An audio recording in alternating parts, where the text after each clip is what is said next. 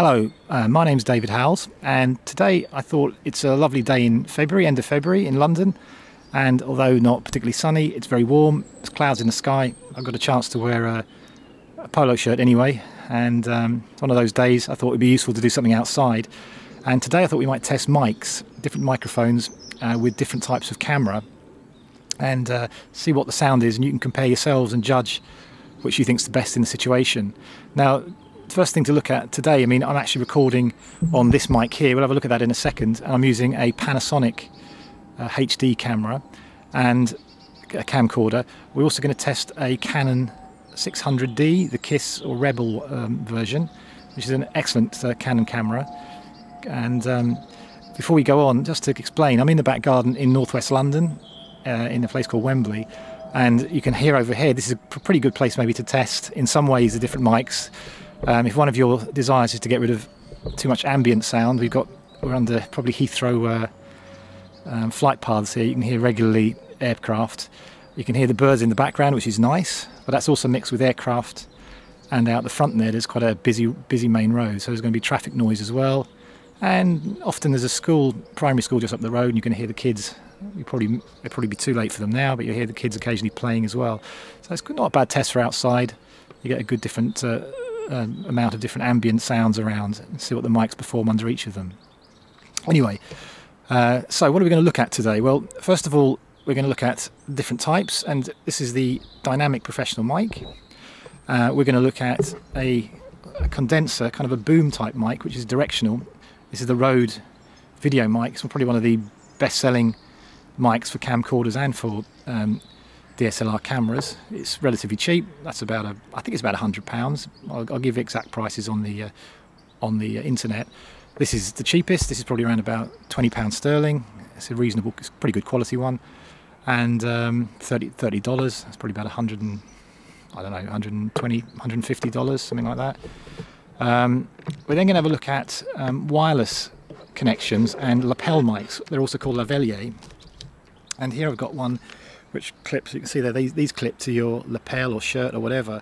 These are the ones you often see in TV studios and all sorts of reportage for people, because they actually give a good quality sound, mainly because they're close to the mouth. And anything close to the speaker is going to give probably the best quality for vocals.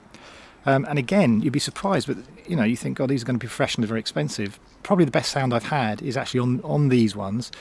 And if you're in a more static situation, again, similar to the wired mic here, if you don't mind having a wire trailing, because you're in this sort of situation or you're in a controlled environment, these are actually very cheap. This is probably I bought this from a good store here called electrical store, which does very good sound, called audio stuff called Maplin's.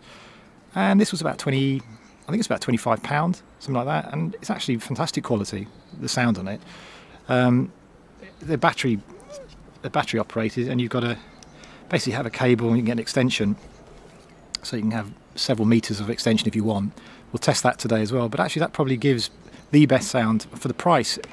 It's exceptional, I think. So if you want to disguise a mic and have a low-cost solution to perhaps an interview or in a controlled environment, or just doing something like this or whatever, these are a great solution. So again, not so good if you want to move around a lot. Anything wired is going to restrict you a fair bit, but also, honestly, I think these are excellent quality.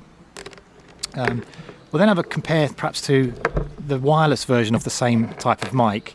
So this is a wireless version of a lapel mic, and you can see that still clips on here, but with the wireless version you have a transmitter which normally clips onto the belt or underneath your clothes. And you see these again in the studios, with TV studios and professional interviews. And these are both wireless transmitter and receiver, and they're battery operated. So handy for camcorders and stuff when you're out and about, because you don't have to worry about mains connections. And again, you've got freedom to actually move as far as you want. And we'll have a look at the quality of sound on that.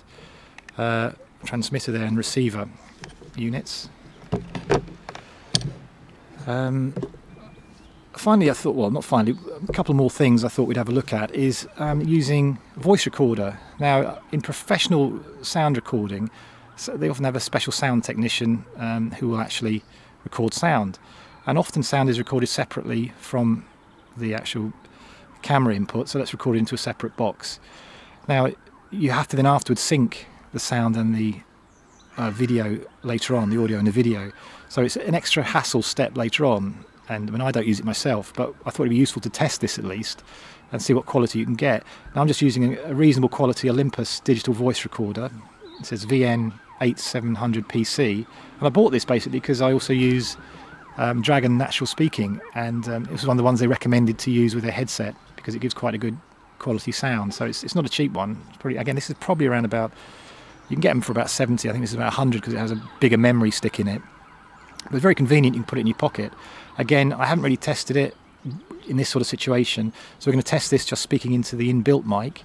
But the virtue of these type of things is you can also plug in here using a small mini jack other microphones. So we'll test with other microphones on that as well.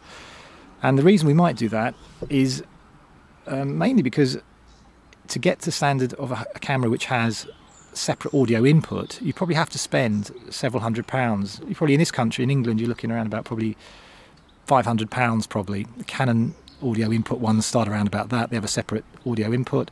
Similarly, the Panasonic camcorders and equivalent, they're all about £500, the ones that give an audio jack input. So if you haven't got one, or you don't want to spend that yet on one and want to have a go anyway and get reasonable quality sound, another way to go is to do your video on the on your cheaper camera and have a go at recording the sound separately using this. Again, the advantage is they're very portable, and you can move the sound quite close to the person, obviously. It doesn't have to be, it's not linked to the camera. And I should add, what I'm holding there, this is just a flip cam. I thought we'd have a go at that as well, just to compare the quality and sound you get on mics of that, and we can combine perhaps with the video with the flip cam, say with the sound on one of these handheld recorders. And finally, there's a load of stuff. I'm not an expert on mics or anything, but just you know, you see on eBay, etc. You can get all sorts of different types of mics, and I just saw this for £10 on eBay. I think it's probably a karaoke mic, but it's actually a wireless one as well as a cabled one. So I just want to see what sort of quality it gave, and I did test it, to be honest, once. I won't give you the result, but you be the judge of it. You'll see. You probably get what you pay for. Finally, in front of me, I've got this thing here, and just for the sound side of things, this is actually what's called again, strange terminology when you start getting into mics of all the different gizmos and stuff. It becomes like obsessional almost.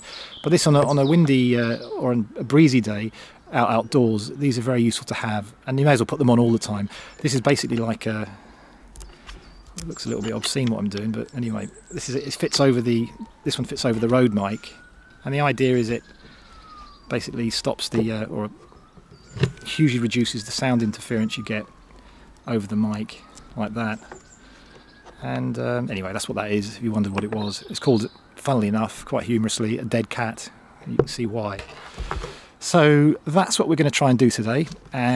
Apologies again if things are not perfect. I'll try and do my best. You can make your own judgments. This is also probably quite a useful test for me.